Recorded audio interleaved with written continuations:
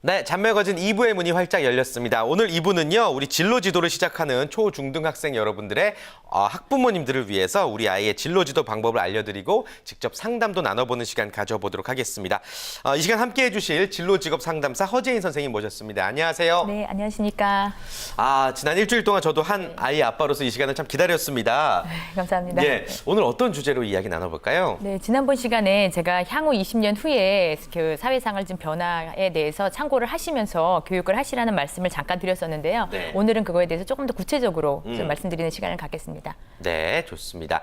일단 그 전에 우리나라의 직업의 숫자가 얼마나 되는지부터 살펴보고 우리 아이들에게 어떤 직업을 추천해야 되는지에 대한 이야기 좀 나눠보고 싶은데요. 네. 어떻게 보세요? 네, 2013년도 말 기준으로 했을 때 거의 저희 그 직업 사전에 나와 있는 걸로는 한 11,000개 정도 되는데요. 직업의 개수가요? 네, 근데 와. 이제 유사 명칭까지 해서 직업명 기준으로 봤을 때는 13,000개 정도 오. 되는 것으로 조사되어 있습니다. 예. 네, 근데 미국이나 일본을 비교해 보면요, 거의 3만여 개의 직업 수가 있기 때문에 우리나라는 앞으로 더 늘어날 추세라는 거죠.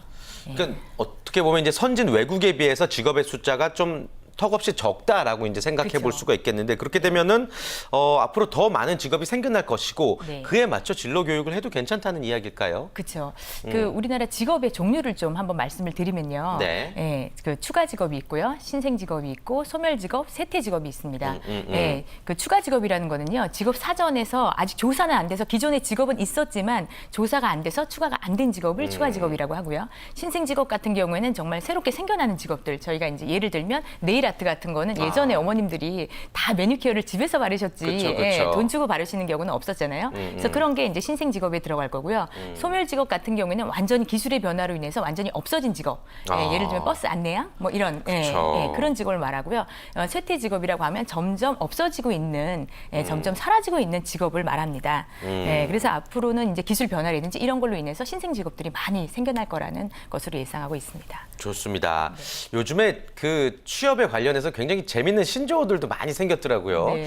우리 상대사님께서도 직접 많이 들어보셨나요? 그럼요. 뭐 그 지여인 많이 들어보셨죠? 예. 지여인? 예. 지여인은 못 들어봤는데요. 지방 여인, 지방대 여자들은 지여인, 지방대 여인 인문계 아하. 같은 경우는 저는 취업이 좀 안 된다라는 얘기고, 인구론 같은 인구론은 경우는 알아요. 아시죠? 예, 예. 이케아는 아시나요? 이케아? 예. 이케아는 뭐 회사 이름 아닌가요? 이 좋은 스펙이나 아주 뛰어난 예. 스펙을 갖고 있는데도 취업을 잘 못하는 그런 걸 가구 회사에다 비교해서 한 게 이케아고요. 공유족 같은 경우에는 진짜 공부를 쉬지 않는 그런 예. 분들을 말합니다.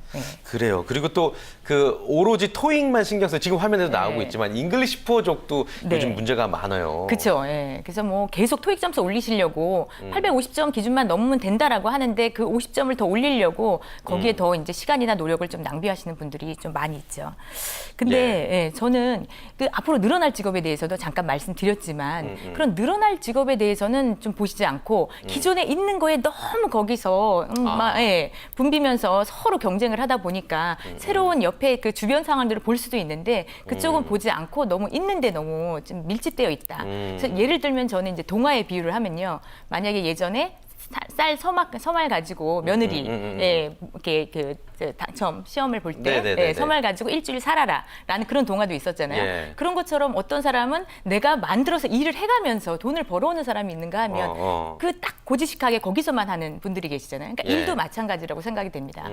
너무 고지식하게 지금 있는 직업에서 막 박터지게 경쟁을 하시는 게 아니라 새로운 내가 갈 수 있는 새로운 직업들이 뭔지를 좀 넓게 사회상을 보면서 좀 찾아갔으면 하는 그런 말씀드리겠습니다. 오늘 이야기 나눠볼 주제가 지금 제대로 나온 것 같습니다. 좀 더 쉽게 제가 풀어서 말씀을 드리자면 이제 우리 부모님들이 아이들한테 커서 어떠한 직업을 가져라라고 진로 교육을 하는 게 아니라 뭐 특정 회사를 말씀드려서 죄송하지만 너 삼성 가야지, 너 현대 가야지, 우리 아이는 충분히 삼성 갈 수 있어요 라고 말하는 게 잘못됐다는 말씀이신 거죠? 그렇죠. 그러니까 어떤 부모님들은 진짜 대기업 보내기 위해서 예전에는 사자를 만들기 위해서 공부를 시킨다라는 분들도 이제 대세였다고 하면 최근에는 대기업에 보내기 위해서 공부를 시킨다라는 분들도 너무 많이 계세요. 그러니까 본인의 자녀들의 진로의 적성이나 흥미들은 전혀 고려하지 않으시고 오로지 회사, 그 회사에 들어가기 위해서 그다음에 뭐 요즘에 결혼에서도 그 브랜드가 됐잖아요. 저 여기 회사에 다닙니다. 그래서 사람을 상품 가치로 매기는 그런 추세들이 다 이런 반영들이 됐다고 생각됩니다. 그래요. 그런 잘못된 진로 교육이 사실 아주 어려서부터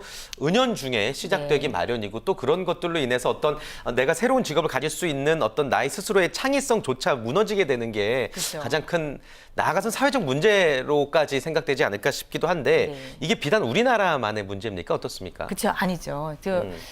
지금 요즘에 미국에서 가장 잘 나가는 기업 뭐라고 생각하세요? 미국에서요? 뭐 애플, 페이스북? 네, 그렇죠. 구글. 네, 구글. 그렇죠. 네. 네, 구글 같은 경우는 뭐 불과 21년밖에 안 됐지만 기업 가치가 한 400조 정도 되고요. 애플 같은 건 38년 정도 됐지만 800조의 기업 가치를 내고 있습니다. 그리고 이제 뭐 우리나라 같은 경우에는 가장 아까 말씀하신 대로 삼성, 현대 뭐 이런 들이 있지만 삼성 같은 경우는 오래됐지만 지금 기업 가치는 한 200조 정도 되는 것으로 되어 있어요. 그래서 지금 미국은 좀 젊은 세대가 만들어가는 그런 역동적인 기업들이 많이 좀 지금 활발하게 되고 있고 예전에는 미국보다는 일본이 더 많이 발전해서 일본이 거의 다 이제 경제를 좌지우지했던 시기도 있었는데 지금은 일본에서 잘 나가는 기업들 뭐 생각나세요? 일본에서 잘 나가는 기업이요? 소니는 예전에 잘 나갔던 것 같은데. 네, 그렇죠. 지금은 조금 많이 좀 그렇죠. 예, 그래서 예. 소니 같은 경우도 있고 도요타, 미쯔비시 같은 경우도 있어서 미쯔비시 같은 경우는 예전에 록펠러 센터 같은 것도 매입을 했었고 소니는 영화사도 매입을 하는 정도로 잘 나갔었는데 예. 지금 우리나라랑 미국이랑 비교를 해보고 또 중국 같은 경우 중국 잘 나가는 기업 어디 알리바바. 생각나세요? 아, 그렇죠. 알리바바 또 예. 텐센트. 예, 그리고 그다음 뭐- 바이두, 네네네네. 뭐 그런 기업들이 있잖아요. 텐센트 같은 경우는 카카오톡 2대 주주기도 하고요. 아. 예, 근데 이제 뭐 그 알리바바 같은 경우도 기업 가치가 270조 정도 된다고 합니다. 네. 예, 그래서 이 기업들도 봐도요, 그 오래된 기업들이 아니에요. 근데 이 기업들의 기본 바탕을 보면 소프트웨어 기반으로 많이 많은 일자리 창출이라든지 기업들이 많이 발전해 나가고 있다라는 현상들을 볼 수 있는 거죠. 예, 우리나라 같은 경우나 일본은 제조업 기반의 기존부터 예전에 오랫동안 있었던 기업이라고 하면 미국이나 지금 중국이 지금 대세로 이뤄가고 있는데 이 회사들은 대부분 젊은 사람들이 역동적으로 조금 이제 소프트웨어 기반으로 참신한 아이디어를 바탕으로 한 기업들이 많이 활성화되고 있다라는 추세를 볼 수 있습니다.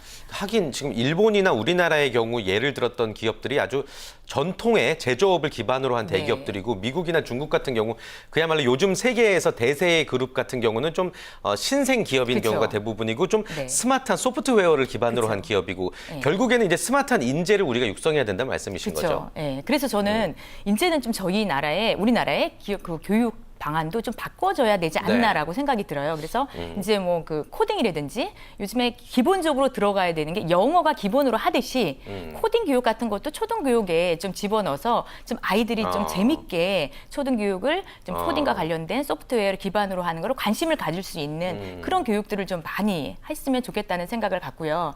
그리고 또 하나는 이제 어머님들이 핸드폰을 많이 사용을 자주 하시잖아요. 예, 많이 쓰다 보면은 이게 절제력이 부족해진다라는 것 때문에. 근데 저는 이 그 좀 만드시는 소프트웨어를 만드시는 분들이 좀 방안 좀 이렇게 발상을 바꾸셔가지고 교육에 필요한 그 어플리케이션만 들어있는 그 핸드폰 따로. 그것만 따로 해서 아이들이 쓸 수 있도록 저희가 이거를 뭐 안 쓸 수 없는 상황이 됐잖아요. 예. 그러니까 그런 좀 제품들이 나와서 아이들이 이걸 자유롭게 좀 이렇게 활용 시간도 잘 단축하면서 할 수 있는 그런 좀 핸드폰 같은 게 나왔으면 좋겠다고 생각하고 있습니다. 사실 그 저희 딸아이도 지금 21개월인데 핸드폰이 없이는 뭐 밥도 안 먹으려고 그러고 계속 그쵸. 보려고 하니까 이게 시대의 흐름을 거역할 수 없는 부분인데 그쵸. 또 부모 입장에서는 참 답답한 부분이고 그런 네. 어떤 절충적인 부분에 새로운 소프트웨어 개발도 필요하지 않을까 하는 생각도 드는데 네. 결국에 그렇게 미래를 보고 우리가 교육을 시켜야 된다는 생각 아주 훌륭한 또 진로 교육이 되지 않을까 싶습니다. 그렇다면 그렇게 미래를 보고 교육을 받은 아이들이 미래에 어떤 직업을 우리가 기대하고 예상할 수 있을까요? 지금 뭐 바로 또 나와 있는 분이 그 아이언맨 영화 보셨죠? 아이언맨 봤죠. 예. 아이언맨 영화의 그 약간 모델로 실제 모델이 됐던 분들이 테슬라 자동차, 전기 자동차의 앨런 머스크, 네. 42세의 남아공 출신이신 분인데요. 예. 이분이 이제 뭐 그 페이팔이라는 그 전자결제 시스템, 예, 그거를 팔아서 돈을 번 돈으로 세 개 회사를 만들었습니다. 그래서 이제 테슬라 모터스, 스페이스X, 솔라시티라는 세 개의 회사를 만들어서 지금 전기 자동차를 지금 팔고 있는데 지금은 한 1억 정도로 해서 팔리고 있지만 나중에는 중국의 시진핑도 2020년까지는 전기 자동차를 한 500만 대까지 늘리겠다라는 얘기도 했기 때문에 앞으로는 이 뭐 전기 자동차가 뭐 보급화되면 그러면 가격도 다운될 거고 많이 활성화가 되겠죠. 예. 이런 기업의 어떤 흐름 또 예. 산업의 변화를 눈여겨보고 아이들의 교육에 좀 접목을 시키셔야 될 것 같습니다. 그러니까 사실 뭐 누구나 미국 진출할 수는 없는 거고 또 그쵸. 우리나라나 또 어떤 동양에는 좀 예. 가까운 쪽에는 이런 기업이 없을까요? 동양도 아까 말씀드린 대로 바이두에서 바이두, 만든 예를 예. 들면 여기서는 이제 그 젓가락을 만들었는데요. 너무 예. 재밌는 젓가락입니다. 뭐죠? 이 젓가락이요 컴퓨터랑 연동이 돼가지고요. 예. 그래서 이제 젓가락만 넣으면 이 물의 수질이 어떤지, 오. 그다음에 이제 음식이 어떤 그 성분으로 만들어졌는지, 예. 그다음에 이 기름이 튀긴 기름이 진짜로 얼마나 오래된 기름인지, 재사용한 건지 이런 것들이 다 나와요. 그리고 소금의 양도 측정할 수 있기 때문에 이런 것들을 보면서 지금 예. 제조업에서 이제 이런 그 식료품 만드시는 분들이 조금 이제 좀 두려움을 갖지 않을까라는 것들이 예상이 그래요. 됩니다. 이런 산업의 변화의 흐름은 우리 부모님들이 먼저 깨치고 아이들에게 좀 교육을 계속해서 시켜주셔야 될 것 같습니다. 우리나라에서 좀 차세대 산업으로 진로 지도를 해볼 분야는 그렇다면 어떤 게 있을까요? 지금 또 네. 뭐 여러분들 이제 많이 얘기가 되고 있는 3D 프린팅 대세죠. 같은, 지금 예. 많이 되고 있죠. 그러니까 이거는요 체험해 보실 수 있는 곳이 있는데 판교에 가면 경기창조경제혁신센터라는 곳이 있습니다. 판교에? 네, 예, 판교에 예. 있어요. 그러면은 수요일마다 교육을 많이 이제 시켜주고요. 그다음에 무료 체험.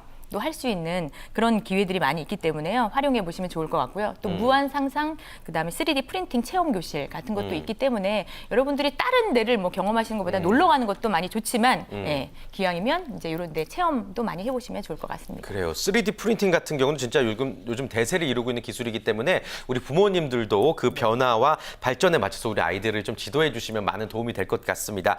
자, 우리 아이를 지도해 주는 방법, 지금 말씀해 주신 내용들을 토대로 어떤 식으로 그러면 아이들에게 뭐 이 내용들을 뉴스 브리핑 할 수도 없는 노릇이고 어떻게 지도를 하는 게 좋다고 보세요?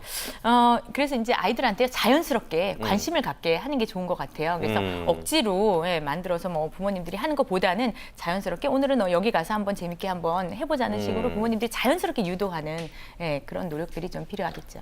그렇군요. 자연스럽게 또 부모님과 어떤 견학이나 어떤 동행 차원에서 이렇게 현장 학습을 시켜준다면 더 많은 도움이 될 것 같습니다. 자, 그렇다면 본격적으로 지난 시간에 예고해 드린 대로 우리 학부모님들의 고민을 지금부터 해결해 보도록 하겠습니다. 이런 상황에서 나는 도대체 어떻게 해야 됩니까? 라고 저희에게 하소연을 하신 우리 학부모님이 계시다고 하는데 어떤 고민이 있으실까요? 화면으로 만나보겠습니다.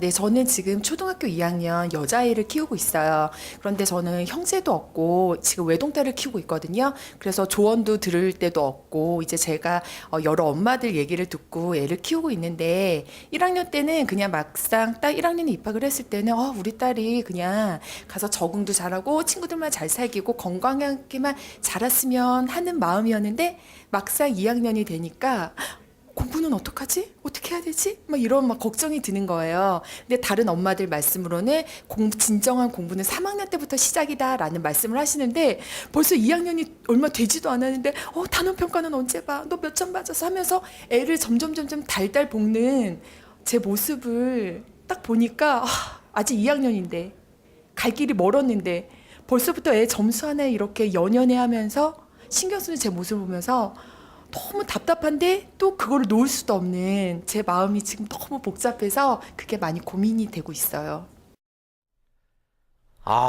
이거 진짜 남 얘기 같지가 않아요. 네. 자꾸 남들과 비교하게 되고 자꾸 조바심이 생기고 내가 생각한 나의 길이 꼭 다른 사람들의 이야기를 들으면 무너지게 되거든요. 아예 진로 지도에 있어서 고민이 많으신데 이게 정상적인 건가요? 어떻습니까? 지금 요즘에 어머니들 보면 대부분 혼자 외동 딸이나 외동 아들이 많이 있으시잖아요. 대부분 요즘에, 그러다 예. 보니까 모든 걸 좀 다 해줬으면 좋겠다. 내 아이를 최고로 만들고 싶고 내 아이한테 내가 해줄 수 있는 거를 뭐든지 다 해줘야지 좋은 부모라는 그런 좀 착각 속에 빠져 계시는 분들이 좀 많으세요. 그리고 아까도 보면은 대부분 이제 고민 상담이나 이런 것들을 부모들끼리 하다 보니까 그 안에서 서로 자기 아이의 상황에 맞춰서만 얘기를 하시기 때문에 이 객관적인 상황이 아니라 저 집은 저거 한대, 이 집은 이거 한대 라다 보니까 자꾸 비교하게 되고 그 어떤 교육자분들은 우리 아이를 망치려면 비교를 해라. 라는 말씀을 하신 분들도 계세요. 그러니까 그 말은 저는 100% 진짜 공감하는데요. 이 비교를 하다 보면은 정말 내 애는 왜 이렇게 못났지? 안 좋은 것만 것만 자꾸 맞아요. 보이게 되거든요. 예, 그래서 저는 너무 경쟁적인 그런 상황을 보는 것보다는요. 아까 어머니 말씀에서도 어머니가 답변을 하셨습니다. 갈 길이 멀다라고 하셨잖아요. 그것처럼 이게 너무나 공부해야 될 거리가 먼데 이때 너무 진을 다 빼다 보면 우리가 마라톤을 해보다 보면요. 진짜 내 페이스에 맞춰서 뛰어가야지 목적지까지 달성할 수 있지. 너무 남들이 앞에 간다고 해서 그 앞에 선두주자를 따라가기 위해서 내 페이스를 안 맞추고 막 달리다 보면은 어느 순간 기운 다 빠지고 지쳐버리죠. 예, 그것처럼 롱런 할 수 있는 방법은 내 페이스를 지키는 게 중요합니다. 그렇기 때문에 어머니하고 딸하고 같이 많은 대화를 하시면서 아까 말씀드린 그런 3D 프린팅에 대한 체험이라든지 아니면은 뭐 구글 센터 같은데 요즘에 체험할 수 있는 좋은 것들이 많이 있기 때문에 그 부모님하고 딸하고 같이 많은 얘기를 하시면서 어떤 거에 재미가 있는지에 대한 경쟁보다는 협력 관계를 할 수 있는 그런 인재로 키워나가시는 예, 그런 방향으로 좀 맞춰가셨으면 좋겠습니다. 그러니까 그래요. 주변 상황에 너무 좌지우지 되실 네. 필요는 없을 것 같아요. 내 페이스, 그게 가장 중요합니다. 마라톤에서 길게 달릴 수 있는 방안, 예, 그걸 꼭 염두에 주셨으면 좋겠습니다. 아주 중요한 말씀이십니다. 가만 보면은 뭐 저도 마찬가지로 나중에 변할 수도 있겠지만 이게 꼭 레이스라고 생각을 하는 것 같아요. 네. 누가 빨리 들어오고 누가 앞서 나가고 이걸 계속 수시로 눈치를 보게 되는데 나만의 레이스를 즐기는 게 중요하고 그 레이스에 부모가 항상 함께 해줘서 즐거운 레이스로 만들어 주셔야 된다는 말씀이신 것 같습니다. 근데 이런 생각을 갖는 게 잘못된 것들은 아니죠. 이제 아니죠. 저런 예. 마음들이. 당연히 예. 또 우리나라는 또 자식에 대한 사랑이 워낙 또 지극하다 보니까 예, 그렇기 때문에 부모님들이 그런 마음을 갖는 건 자연스러운 거고요. 그렇지만 너무 그 주변 상황에서 주변 엄마들 얘기에만 현혹되시지 말고요. 나의 갈 길, 내 생각 예, 그대로 좀 유지하시면서 고수하시는 그런 마음 자세가 좀 필요하실 거라 생각이 네, 듭니다. 알겠습니다. 자, 우리 사회 변화에 맞춘 우리 아이 지도 방법에 대해서 알아봤고요. 또 우리 초등학교 2학년 학부모님의 고민까지 저희가 해결을 한번 해드렸습니다. 이 이야기 듣고 나서도 어떤 마음의 변화가 없으시다면 어머님 스스로도 정말 많은 노력을 기울이셔야 되지 않을까라는 생각이 들고 많은 분들이 좀 오늘 함께 해주신 이야기를 좀 공감하셨으면 좋겠습니다. 자, 끝으로 전국의 많은 학부모님들을 위해서 조언의 말씀 한 말씀 부탁드릴게요. 네. 아까 말씀드린 대로요. 우리 아이들이 지금은 100세 시대입니다. 예, 갈 길이 멉니다. 너무 기운을 다 한순간에 다 빼지 않도록 그다음에 아이들의 능력이나 성향, 역량은 정해져 있습니다. 그 역량을 뭐 무한대로 발휘할 수는 있지만 너무 체력을 너무 한꺼번에 소진하지 않는 그런 교육을 해 나가셨길 바라겠습니다. 네, 감사합니다. 좋습니다. 자, 오늘 진로교육 여기까지 하겠고요. 오늘 도움 말씀 주신 허재인 선생님과도 인사 나누겠습니다. 고맙습니다. 네, 감사합니다.